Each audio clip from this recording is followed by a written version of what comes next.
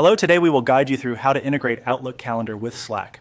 To get started, open Slack and make sure you're in your workspace homepage. This process is handled directly inside Slack, so you won't need to jump between too many windows. Once you're in, look over to the left-hand navigation panel. This is where Slack keeps many of its main shortcuts, including apps, channels, and workspace tools. In that left sidebar, find the Tools option.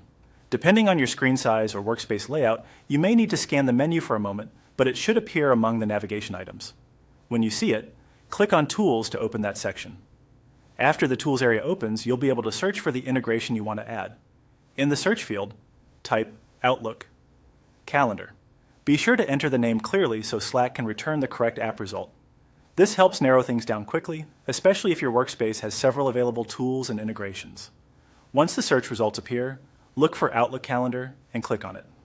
This will open the app page, where you can review the integration and begin connecting it to your Slack workspace.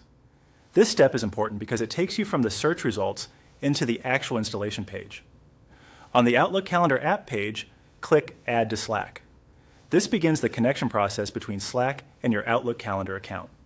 At this point, Slack may redirect you to an authorization or permission screen. That's expected, and it's part of allowing the two services to work together.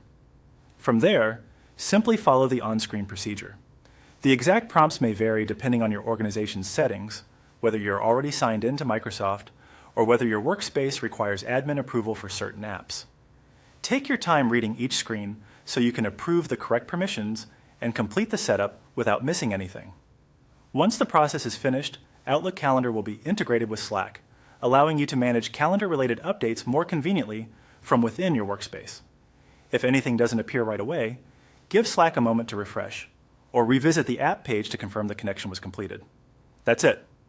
You've now gone through the process of integrating Outlook Calendar with Slack.